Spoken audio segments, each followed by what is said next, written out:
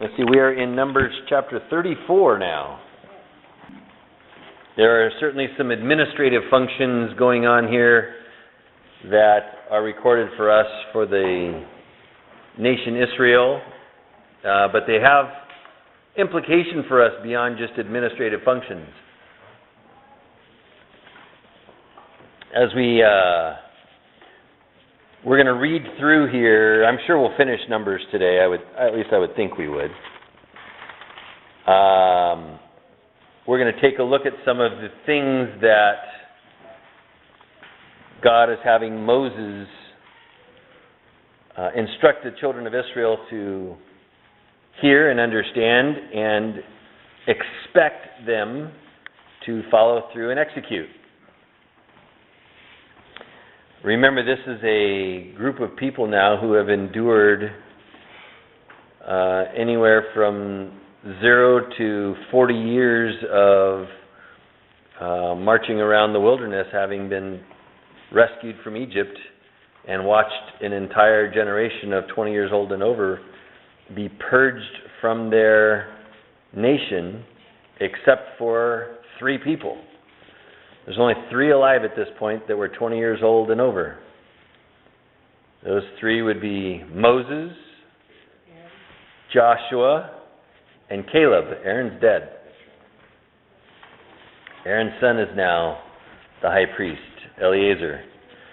And they've seen a lot of things.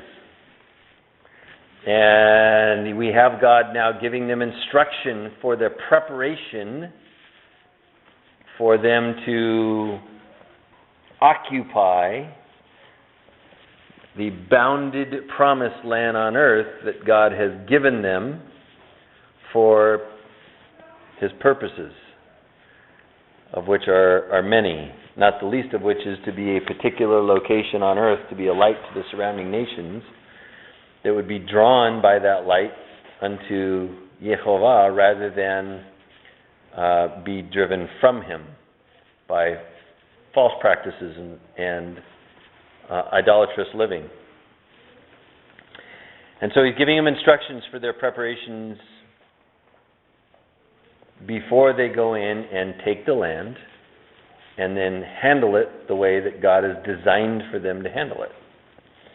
So we pick up our study in chapter 34 of Numbers, starting in verse 1. Then the Lord spoke to Moses, saying, Command the children of Israel, and say to them, When you come into the land of Canaan, this is the land that shall fall to you as an inheritance, the land of Canaan, to its boundaries. Your southern border shall be from the wilderness of Zin, along the border of Edom. Then your southern border shall extend eastward to the end of the Salt Sea. Your border shall turn from the southern side of the ascent of Akrabim, continue to Zin, and beyond the south of Kadesh Barnea. Then it shall go to Hazar Adar and continue to Asmon. The border shall turn from Asmon to the brook of Egypt, and it shall end at the sea. That particular sea is the Mediterranean Sea. As for the western border, you shall have the Great Sea. That would be the Mediterranean Sea, for a border. This shall be your western border, and this shall be your northern border. From the Great Sea you shall mark out your border line to Mount Or. From Mount Or you shall mark out your border to the entrance of Amath. Then the direction of the border shall be towards Zedad. The border shall proceed to Zephron, and shall end at Hazar Anan. This shall be your northern border. It shall mark out your eastern border, from Hazar Enan to Shepham. The border shall go down from Shepham to Riblah on the east side of Ain. The border shall go down and reach to the eastern side of the Sea of Chinnereth. Anybody else know what the Sea of Chinnereth is called? Sea of Galilee is correct. That'd be the great sea that Jesus does so many miracles on and around. The border shall go down along the Jordan, and it shall end at the Salt Sea. This shall be your land with its surrounding boundaries. Why do you think God gave such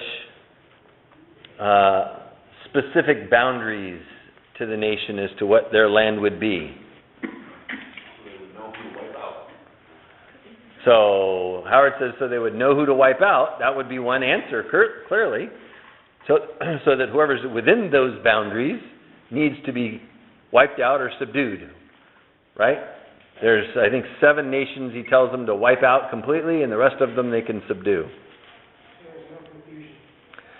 One is to eliminate confusion, right? If you were the leader of the nation in a terrestrial sense, how would you know what lands to continue to pursue? And so they would know which parts of that territory would be good for grazing, good for grapes, good for...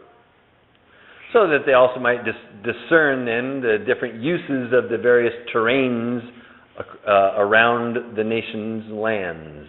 That would be another reason, yeah. Why else?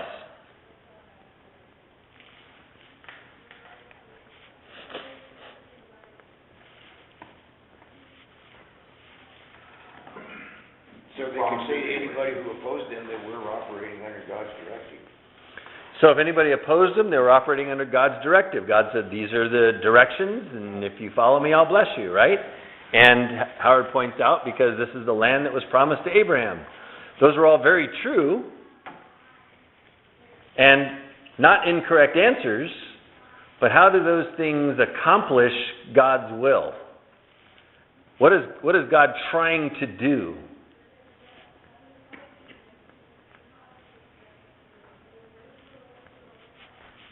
Have a home for these people. No, he already has a home for them.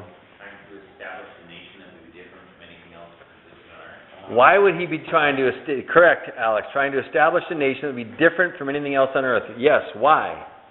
So they would be a light and an example to everyone else on earth. And then would affect the others how?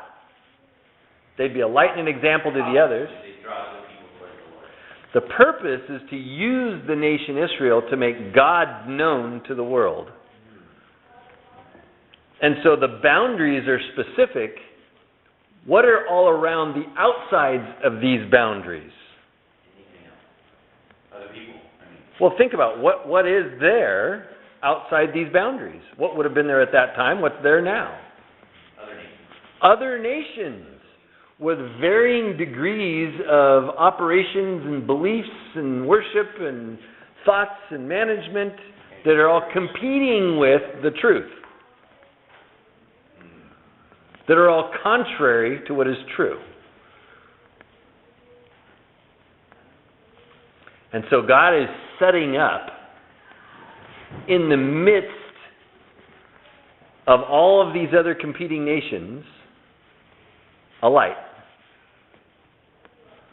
That's why the boundaries are so specific. And you'll find that if you trace those boundaries, you'll find a number of other nations and now countries. Back then they weren't called countries. But now countries that are still surrounding those boundaries. And the intention that God has for Israel is that Israel would be a light. Today Israel fails miserably at being that light. They're horrible. And so just as the first generation that came out of Egypt horribly failed at being a light to their own internal group, and God wiped them out, and later on, as Israel goes on to have these boundaries and be this nation and become corrupt, God repeatedly had them conquered and then rescued them, had them conquered and then rescued them, and to the point where he wiped them out as a nation. And then the discussion is, in 1948, when they were recollected in the land, was that a work of man or a work of God? And that could be a discussion we could have for a long time. So, what they aren't, no matter whose work that was in 1948, what they are not at this point is a light to the world. And what we don't have today is any one nation within any one set of physical boundaries that is accomplishing that objective. There is not one. And only when we grasp that concept will we understand the teachings of Jesus when he talks about the kingdom of God. The Jews thought the kingdom of God was about the boundaries that God gave them and promised them and gave them the temple in the midst and all of those things. Jesus came and said, "You got to be kidding me." And so what we have now is the conception of the plan to use the nation Israel as a light to the world in its national sense. And the only way it was going to accomplish this was to be unified, one heart, one mind, one Lord, one purpose, to remember that that's the purpose of their existence as a nation. Otherwise, there's no point in putting them together as a nation. It'd have no value. They could just go assimilate with all the other corrupt countries and it wouldn't matter. And don't forget that none of these people began as Israelites. You have to understand that all of these people, remember it's a mixed multitude that comes out of Egypt, and neither Abraham nor Sarah were Israelites. How do we know that for sure? Well, they're named after one of Abraham's descendants. Yes, they're named after Abraham, one of Abraham's grandchildren. So clearly they couldn't be Israelites if the grandchild hasn't even come along yet. So this is a creation of God for a particular purpose that is not a heritage that has existed since antiquity that we could have recorded where the original Adam and Eve were Israelites. That's not how it works. And so God's setting up the boundaries here for the purpose of understanding where that light is supposed to be shining. Now, why not blow the boundaries out so the light can go out? There should be a beacon deep within the mountain. Yeah, the example is that we are supposed to be drawn to the Lord, to come to where He is and do what He calls us to do. That's right. He's going to come to where we are and make us practice. That's right. That's right. Because the light is supposed to be effectively a drawing unit. This is important for you to remember in your working unto the Lord. If you're working chasing people down, then that's the opposite of the basic setup of being a light and see what the light draws.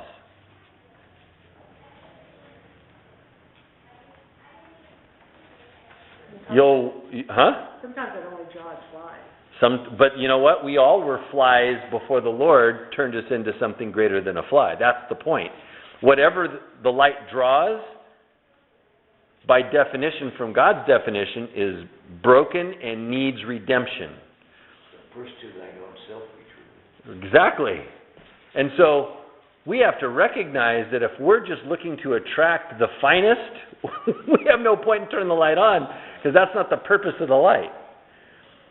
Jesus said, I didn't come to save the people who didn't need a physician. I came to be a physician of people who need a physician. People who aren't sick or hurt don't come and see, well, except for the manipulators. But apart from that, traditionally, the only people that went to a doctor are people that were sick or hurt. Right?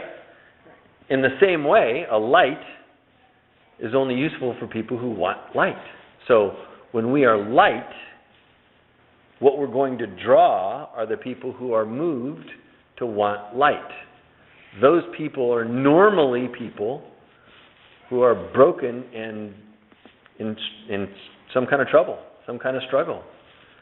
And they've got all sorts of, anywhere from a short list to a very long list of reasons why they are fouled up people. And all of that is the purpose of the light, to help them overcome all of that, whatever it happens to be. And so when you think about the attacks on Jesus for the people he hung out with, oh my gosh, he hangs out with tax collectors and sinners. How dare he? Well, that's what the light was supposed to draw, were the people that needed or wanted help. You in your lives, if the only thing you're hanging around are people who are already all okay, you should question whether or not your light's on. You're going to be around and attract people who are broken. And some of them don't even know they're broken. Some don't understand. Light shines on things to reveal.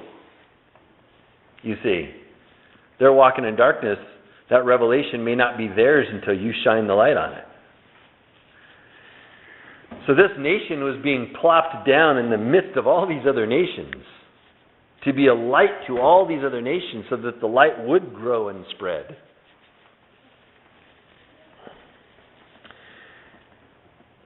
Back to our study, chapter 34, verse 13. Then Moses commanded the children of Israel, saying, "This is the land which you shall inherit by lot, which Jehovah has commanded to give to the 9 tribes and to the half-tribe.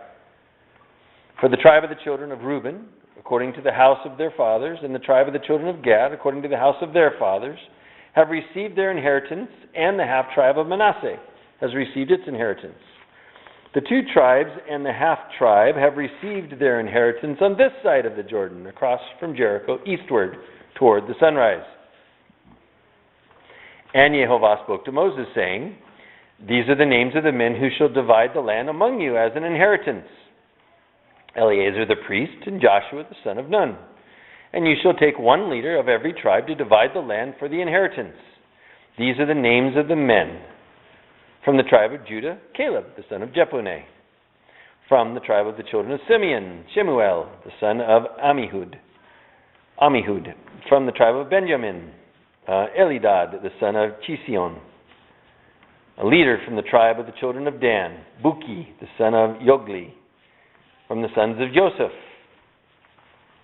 a leader from the tribe of the children of Manasseh, Haniel the son of Ephod, and a leader from the tribe of the children of Ephraim, Kemuel the son of Shiptan. A leader from the tribe of the children of Zebulun, Elisaphan the son of Parnak. A leader from the tribe of the children of Issachar, Paltiel the son of Azan. A leader from the tribe of the children of Asher, Ahihud the son of Shelomi. And a leader from the tribe of the children of Naphtali, Pedahel the son of Amihud. These are the ones Jehovah commanded to divide the inheritance among the children of Israel in the land of Canaan." Why is it important to know this list?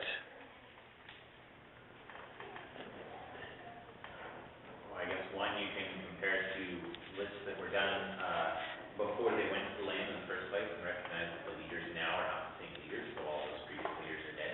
So for us, we recognize God really has changed out the leadership.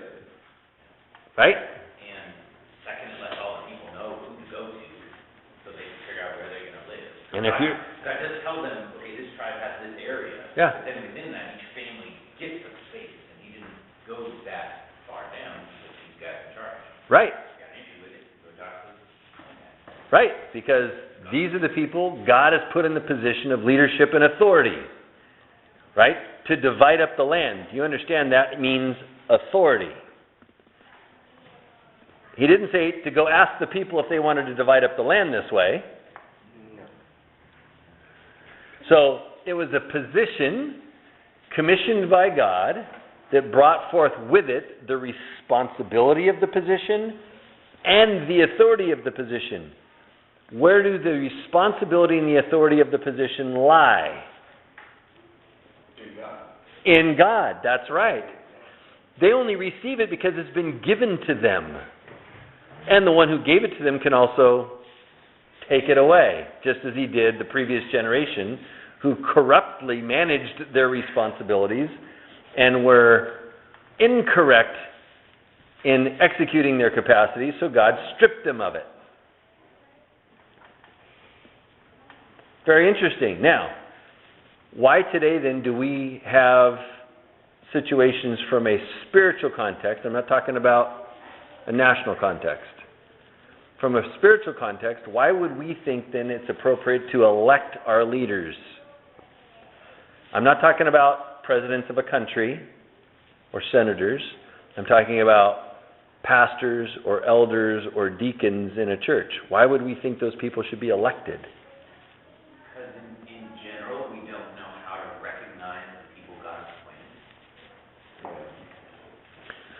So, what is the way to recognize the people God has appointed? How would we recognize them? By their actions. One is by their actions, correct. What's the other way? The fruit in their lives, what they have accomplished, what they're doing. Also called the fruit in their lives. Actions, fruit in their lives. Yes. What did you say, Josh? You have to test them. That's correct. That's exactly right. If you look at what God has laid out, He says they are to be tested. These people who are on this list, is there any doubt that they've been tested? They are survivors of what? 40 years in the wilderness. 40 years in the wilderness. None of these people were probably born after they got out in the wilderness. All of these people, and this is, I certainly do not have the genealogical list or the history books to back this up. By the way, no one does. But I would doubt that any of those names that we just read were names that were not born at the time God condemned the generation 20 years old and over for being so wicked, and then He was going to wipe them out. The people that are on this list were probably the adolescents of that group. 2 of them we know are not even the adolescents. They're the ones who are now 60 plus years old, because you've got Joshua and Caleb on the list. Right? So, as we look at what's going on here, God is setting up the governance of the community of Israel. Remember, it's both a spiritual and political entity. We today don't have that combination anywhere on the planet. We have political entities that are not theocracies led by God, spiritual headships or nations. And then we have the kingdom of God that is not a political entity. The confusion of this is what fouled up so much of the Middle Ages, the Crusades, etc. Because what you had was a conflict of people thinking that the church was supposed to be in power over the country, or vice versa, the country was supposed to be in power over the church. And that's how decisions were made, out of corruption rather than pleasing God with their lives. You see, why will these people limit themselves to these boundaries? Because that's what's going to please God. Why will they agree to make these people the leaders and the authoritarians as to how the land will be divided? Because that's what pleases God.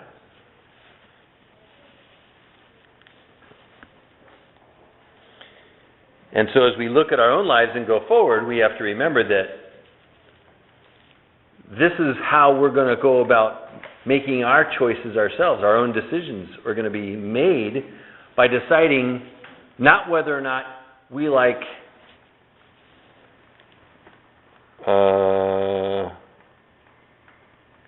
Elisaphan. Doesn't really matter if we like Elisaphan, right? Why is it important to recognize his position? God appointed him, put him there. So if I stop remembering that and I start thinking more on the lines of whether or not I like him or not, or whether or not he's doing what I want, then I will lose track of my ability to not be a thorn in his side, but also I'll lose my ability to continue to please God, because I'll make the subject of my feelings about Elisaphan more important than my faith in Yehovah. Chapter 35. And Yehovah spoke to Moses in the plains of Moab by the Jordan across from Jericho, saying, command the children of Israel that they give the Levites cities to dwell in from the inheritance of their possession. And shall also give the Levites common land around the cities. They shall have the cities to dwell in, and their common land shall be for their cattle, for their herds, and for their animals.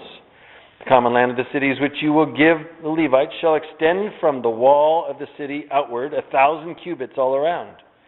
And you shall measure outside the city on the east side 2,000 cubits, on the south side 2,000 cubits, on the west side 2,000 cubits, and on the north side 2,000 cubits. The city shall be in the middle. This shall belong to them as common land for the cities. Now among the cities which you shall give to the Levites, you shall appoint 6 cities of refuge, to which a manslayer may flee. And to these you shall add 42 cities.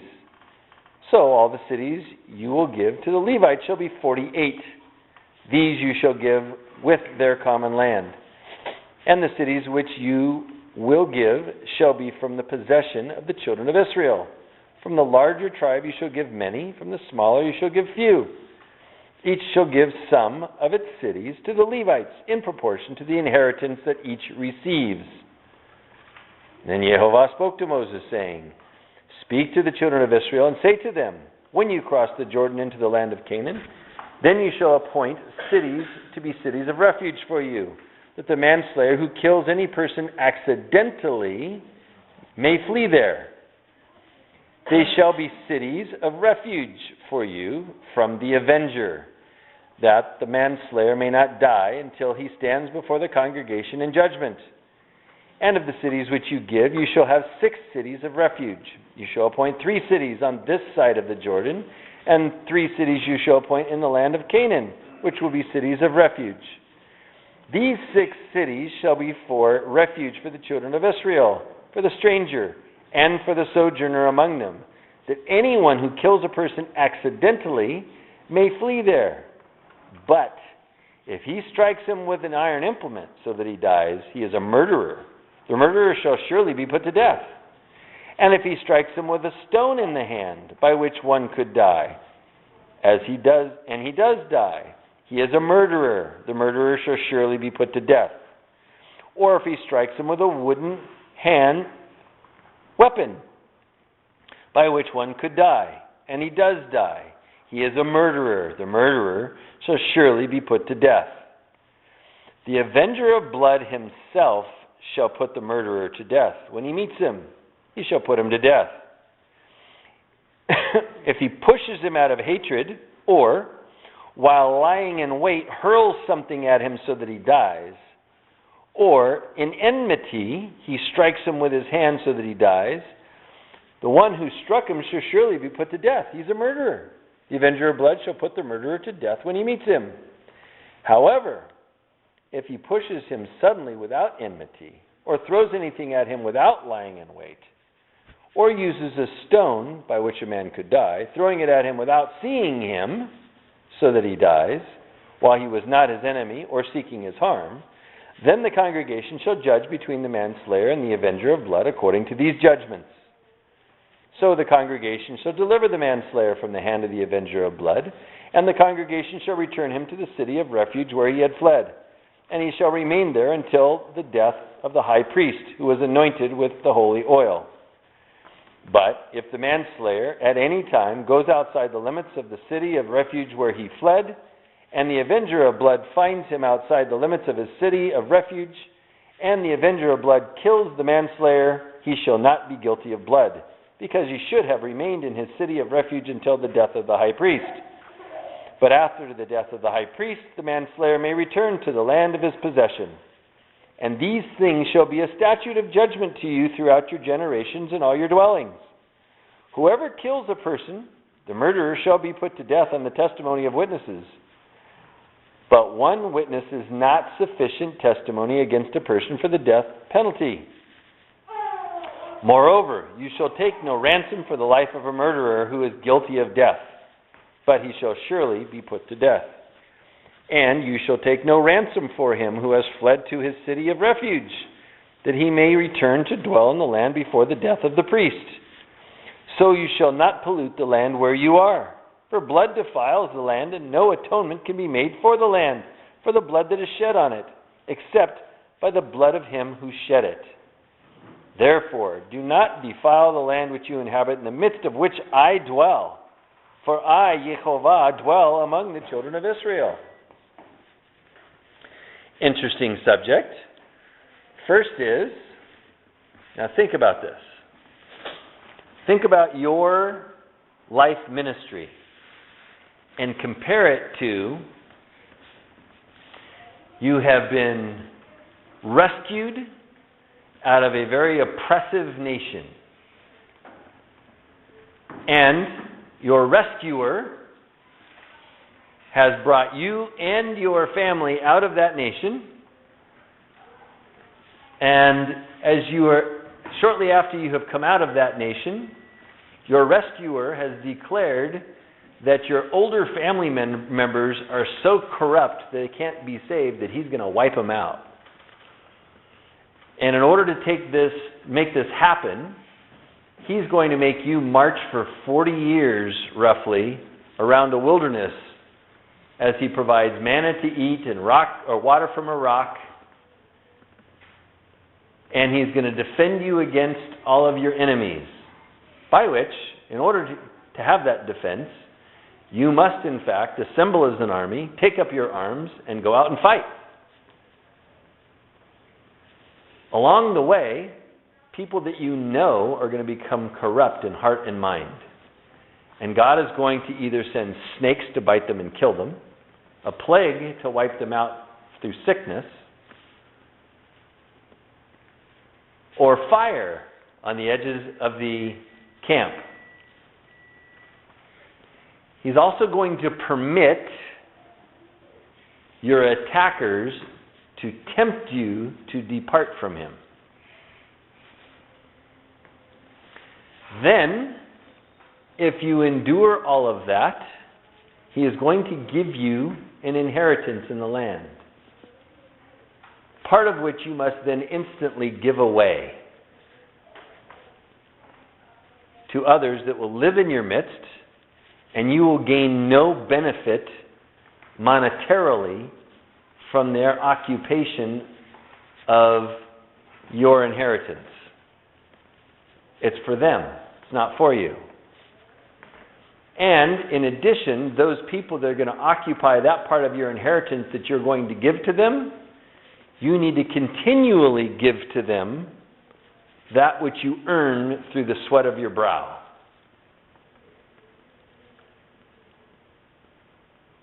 That's the setup. How many people do you think today would be able to be capable of doing such a thing? You know, as I look at the world today, we are so spoiled with all of our creature comforts and all of our technology and our so-called advancements and our industrialization and the electronics that we have and all that we've been given. I don't think I know of a people that would survive such a thing today. We are so soft and so spoiled. And I'm not taking myself out of that group either. I think that would be, one tall order. I'm not saying it's not. But it's also not okay to say that since it's such a tall order, God wouldn't expect it of us. The reality is, this is similar to what he does expect of us. And the reason why we don't recognize it a lot of times is because we're unwilling to make the sacrifices that were forced upon these people. We have affinities for people and things that we want to be the authority for rather than let God be in charge of. And we start evaluating him as to his competence based upon whether or not he agrees with us rather than whether we agree with him. And this is why we struggle. Most of our societies today, worldwide, will convince us some way that it's okay to run our lives that way. Figure out where God aligns himself with us, you see. Just think about the concept of murder as it's discussed here with these cities of refuge. How different would America be if we just simply handled murder this way? Simple. It's a simple subject. Not sophisticated. It's not really difficult. But if we simply handled murder this way, and we stopped all this nonsensical multi-years of death row and all this other malarkey that we do, we would put a dent in the number of murders that are taking place. 2 witnesses see you shoot somebody, guess what's going to happen? Tomorrow you're going to die. Not 13 years from now when you finally exhaust all of your trials and appeals and that's just in some states just put you on death row because they'll never kill you. And you can see there's a clear differentiation between intentional work and accidental circumstances. It's clear. And there's no reason for us to be confused about it. So why don't we pay attention? We have laws. Because we know better than God does, ultimately. Ultimately, that's the statement. We know better than God does. But you see, we can be critical of this in a national sense, but we have to look at our own lives in the same way. How are we governing the lives God has given to us? Are we governing them like our nation and so many other nations govern the subject of capital punishment for murder? Where they just basically pitch his ideas and make up their own because they think they're more humane or whatever. Which is an indication of what? Arrogance would be one. Huh? Pride, sure. And a lack of faith and trust in God. That's what it is. It's a lack of faith and trust in God. Now, how much of our country professes faith in God and then does the exact opposite of what He requires? Tremendous numbers of people. By far most. By far most. What can we do about that? We first have to not be those kinds of people. We first have to be people whose lives demonstrate our faith and trust in God. That the choices and decisions we make will be made first and foremost because God's already settled the matter. And so, this is what I'm going to do. It's already settled. It's not a discussion point. It's just a doing point now. Only the things He hasn't settled that I need to wrestle with and find out solutions and answers to would even be a conflict for me potentially. And by doing that, we will become a light. It's unavoidable. Here's the challenge, however. The light's intention is to attract the bugs that would want help, need help, and would receive help.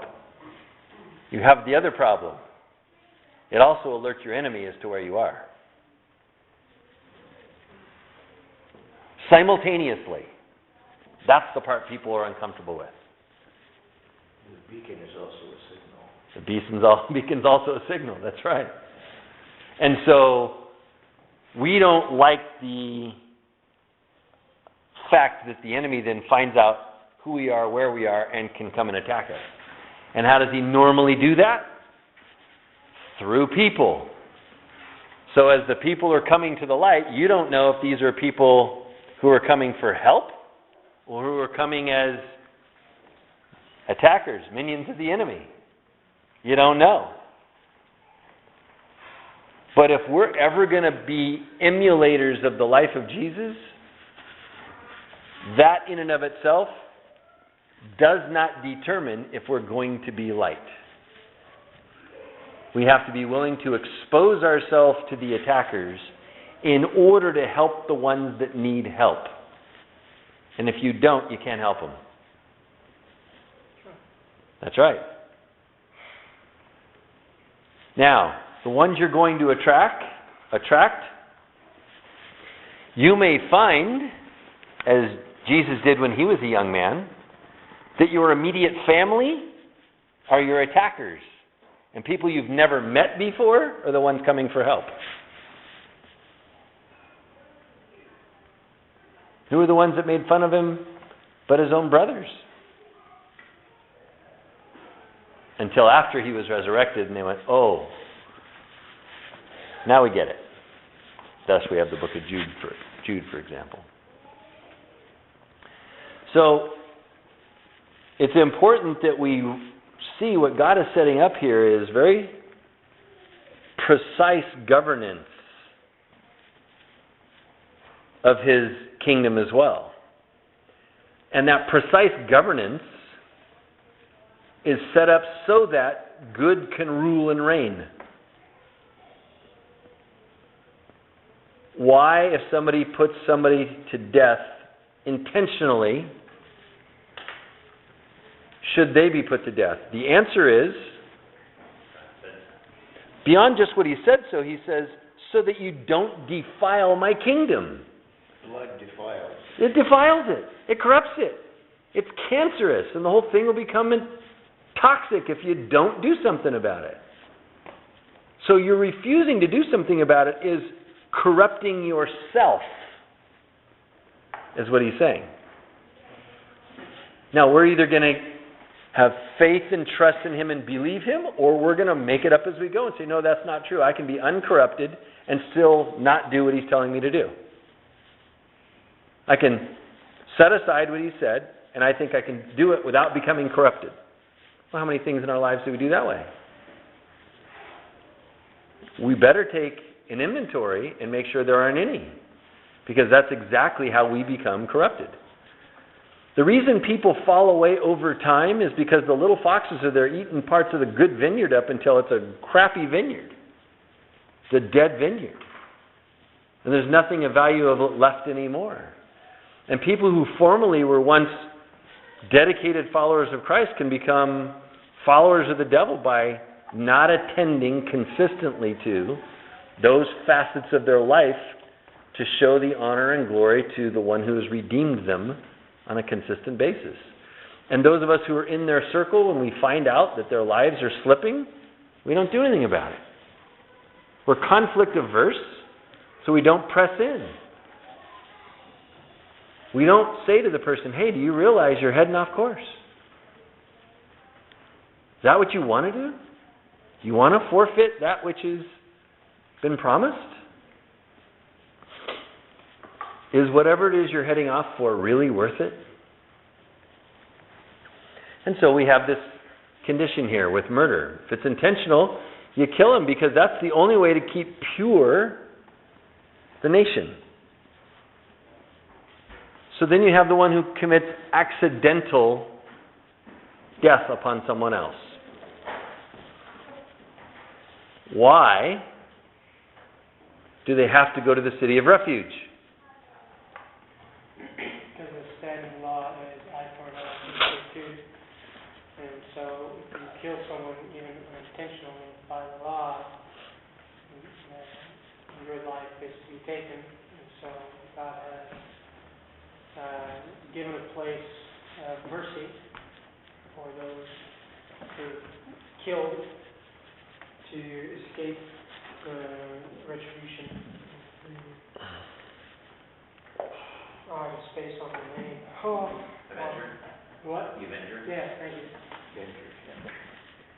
To escape the avenger of death? Until it's proven that it was accidental. Because until it's kind of a guilty until proven innocent. If you murdered somebody, they have the right to kill you unless you go there and it gets proven that it was accidental. So, that description is very accurate as far as the technical attributes of what the condition of the current situation is. But it's not the right answer. So yes, there's a law. The law is eye for an eye and tooth for a tooth. But that law was for the judges and how to determine when there is parties in front of them and they're deciding what to do. It was never intended for the populace to go out and say, since you killed my son, I'm going to go kill your son. Okay, that was exclusively for the judges who had matters brought before them. How do you decide what to do? An eye for an eye, a tooth for a tooth. Okay, life for life. So, you got to go back further than the outward practice of what's going on. What is God dealing with in the differentiation between intentional and accidental? Condition of the heart is correct, Josh. That's what he's dealing with.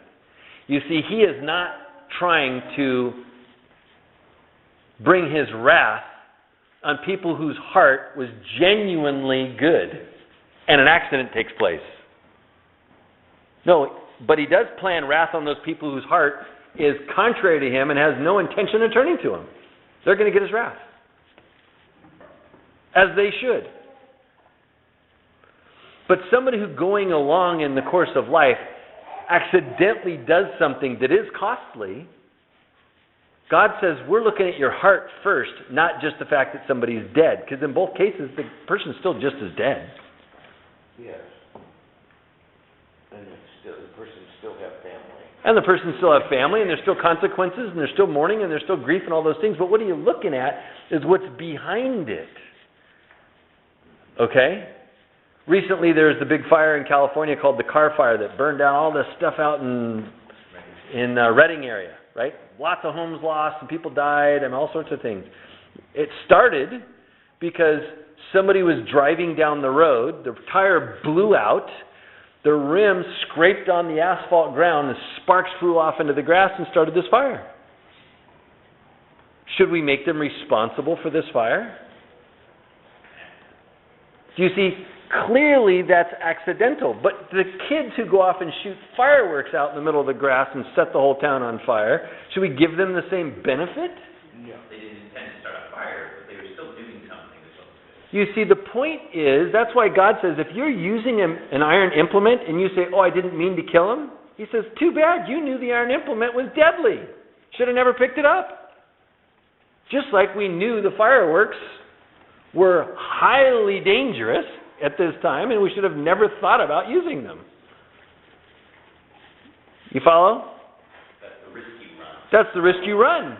If you're going to take that kind of risk, then you're going to incur the responsibility for taking that kind of a risk. He uses a stone on both sides of the same coin.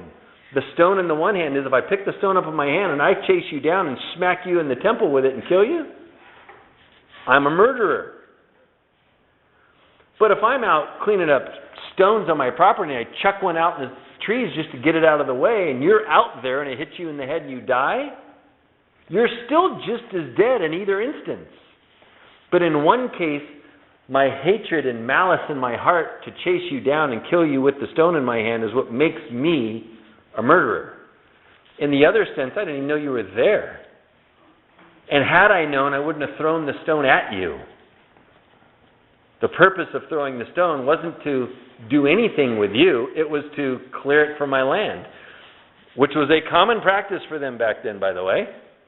They would go by hand and clear all these massive tracts of land to make them plantable by picking up stones and hauling them off.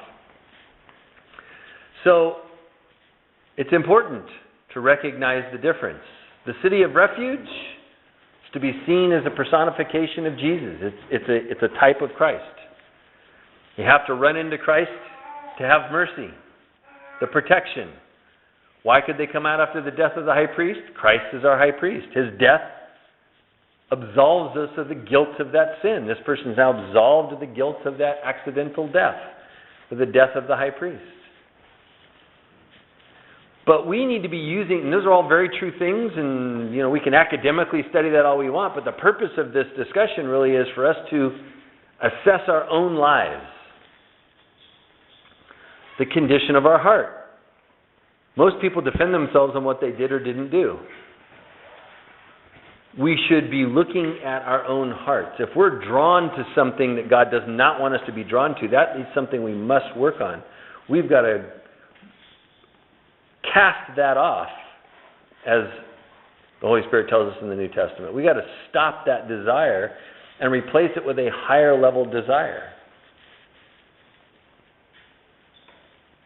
A more God-honoring and God-fearing desire, God-loving desire. And so we look at how these guys are instructed to govern the equity of the distribution of lands, the gifting to the Levites, who would be the spiritual laborers in the land, and the handling of issues that have to do with the heart. A person with a corrupt heart is a problem. The heart either needs to be fixed and transitioned, or it needs to be put away so that it doesn't continue to corrupt.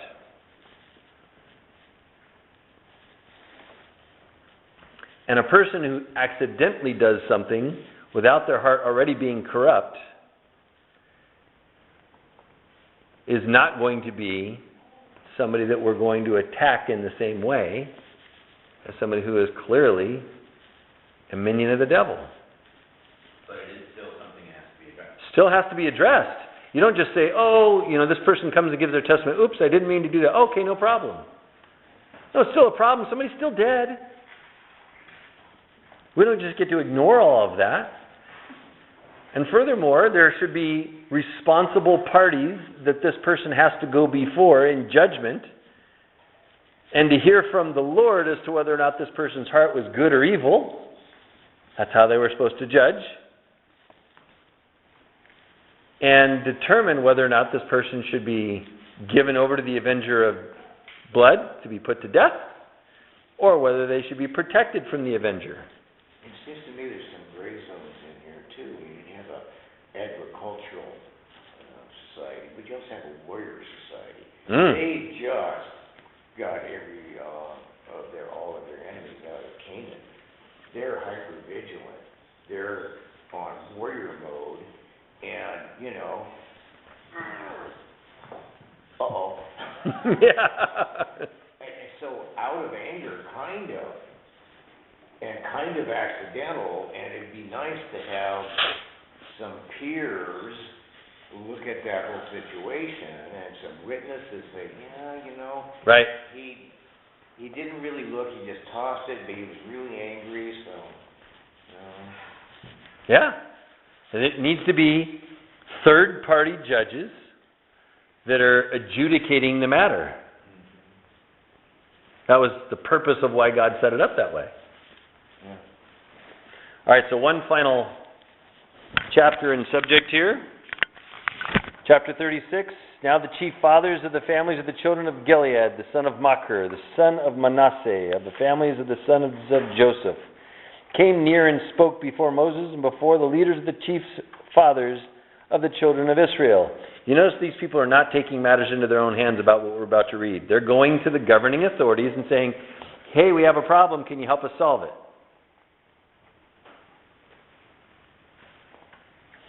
And they said, Jehovah commanded my lord Moses to give the land as an inheritance by lot to the children of Israel.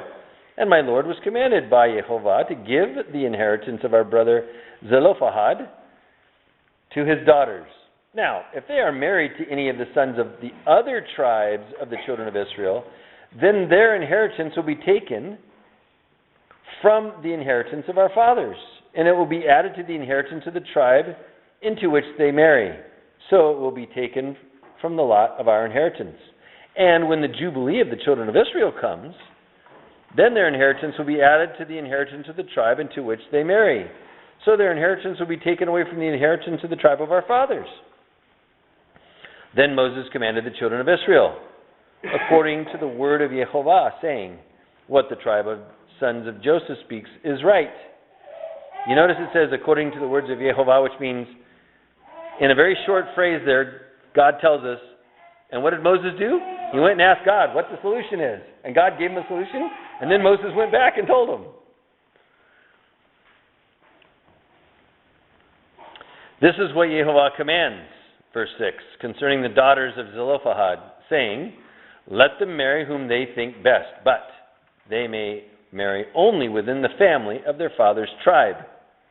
So the inheritance of the children of Israel shall not change hands from tribe to tribe, for every one of the children of Israel shall keep the inheritance of the tribe of his fathers. And every daughter who possesses an inheritance in any tribe of the children of Israel shall be the wife of one of the family of her father's tribe, so that the children of Israel each may possess the inheritance of his fathers. Thus no inheritance shall change hands from one tribe to another, but every tribe of the children of Israel shall keep its own inheritance. Just as Jehovah commanded Moses, so did the daughters of Zelophehad. For Mahlah, Tirzah, Hoglah, Milcah, and Noah, the daughters of Zelophehad, were married to the sons of their father's brothers. They were married into the families of the children of Manasseh, the son of Joseph, and their inheritance remained in the tribe of their father's family. These are the commandments and the judgments which Jehovah commanded the children of Israel by the hand of Moses in the plains of Moab by the Jordan across from Jericho. We have here God having very practical solutions to the problems that we face in every case. Solutions that keep intact His plan, brings Him honor, and does not harm us. As we look at such a construct from God, the question is, are we okay? Are we delighted by the fact that God is making all these decisions and expecting us to follow? That should be the first question we should ask ourselves. Are we happy with the fact that we have agreed? Understand, we don't actually change anything except our own hearts. But we have agreed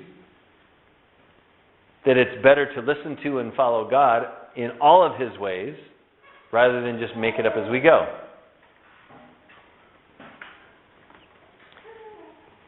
That should be our first self-examination point here. And then the second self-examination point should be an answer to this question. Why? If the answer to the first question is yes or no, you should answer why. So, question number 1. Am I happy with the fact that God has made decisions for all these matters in my life and that I would follow Him? Yes or no?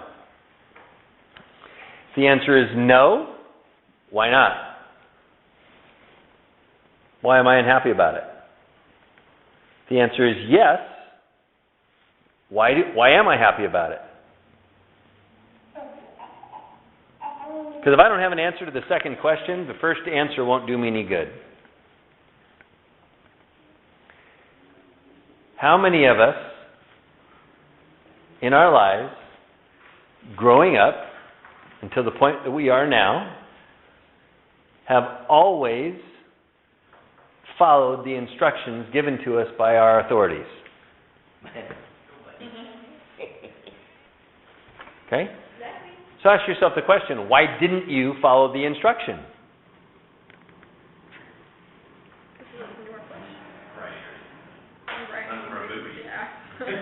Well, we didn't like it, we didn't agree with it, it wasn't what we wanted. It was garbage. But it'd be our own leaders in our lives. I mean, bring them. Some people, even if they were going to do it, then somebody else tells them, hey, you need to go do that, then they won't do it. Because they don't like being told to. We got to go out and Josh, what's the answer to the question? Yeah, Josh. This is a test to see if he was listening yesterday. Also is because we don't want to do it, and it comes down to, what are those two words again? Extrinsically, intrinsically. Yeah. You don't have to remember those words, but go ahead. Keep describing. It's about the amount of value you place on it. Is the value internal or is the value external? The external value, we're not going to stand the test of time. If it's an internal value, then it's something that we should follow through.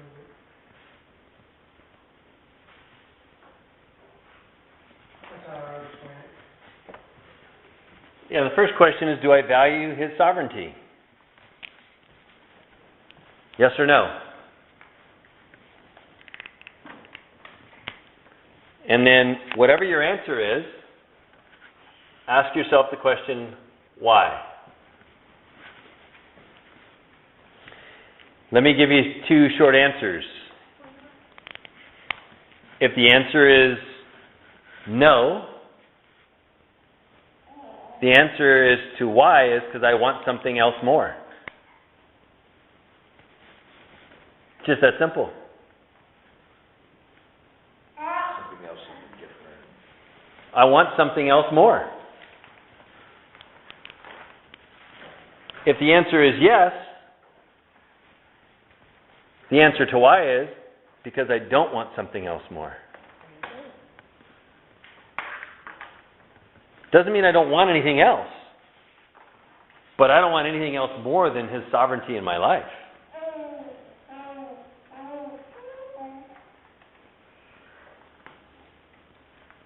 That's an important thing to remember, because when you make your decisions, they'll be made based on this formula. Do I value His sovereignty in my life? And why? Why would you sacrifice something that so many other people would tell you to do and chase and have and desire? Because you desire something more. What's the benefit to valuing His sovereignty in your life? This is what makes you a light. This is what helps you bear fruit that is pleasing to Him. And at the end of the day, the reason this is important is beyond the fact that He tells you to do it, and if that's the only reason why, you're not going to make it. Because we've all just admitted in here that we have not wholeheartedly followed every instruction that the people of authority in our lives have ever given to us. So just because He says it isn't going to be enough. Unless we want it, we won't really care what He says. We just won't. Unless that's our greatest desire, and when I say that, our greatest desire is to honor Him, is to please Him, is to love Him with all our heart, soul, mind, and strength. If that's not our greatest desire, it's only a matter of seconds till we can find decisions that we make that demonstrate that that is not our greatest desire. Why? Because the instructions then will seem to be nothing more than an extrinsic or from outside of us pressure put on us to have to conform to something that we don't want to conform to. But when it's intrinsically motivated, it comes from within us to want to be that person. You can't be stopped from doing it rightly, even if it costs you your life. If it's extrinsic, you won't make it. If it's intrinsic, you can't be stopped. This is how we understand the importance of the indwelling of the Holy Spirit in us.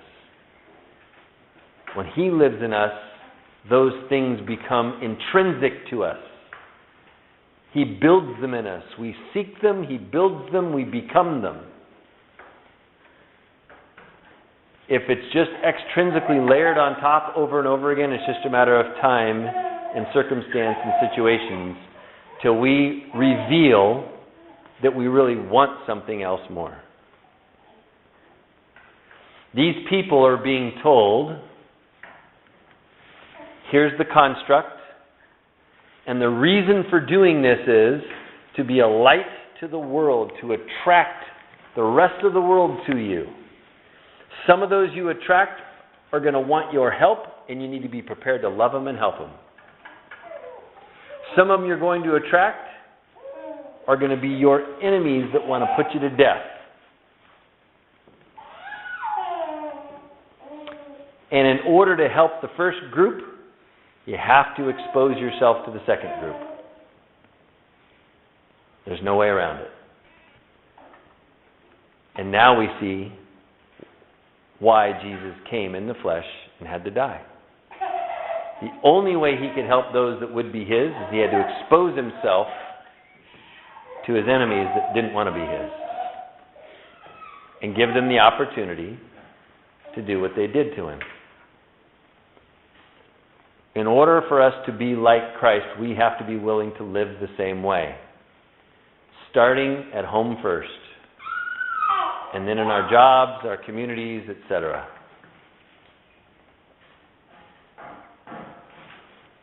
And if we do that, we'll be a light. And people that need help will know where to go. Thank you for joining us today on our YouTube channel, XL for Christ. We hope you like and even subscribe to our YouTube channel for ongoing edification that you can gain from listening to the messages and hopefully diving further into the Word of God to find out His truth. We also like you to visit our website at xlforchrist.org. This website talks about the discipleship process that we engage in with folks to help them grow in Christ. We hope you will join us in our endeavor to make disciples for the glory of God.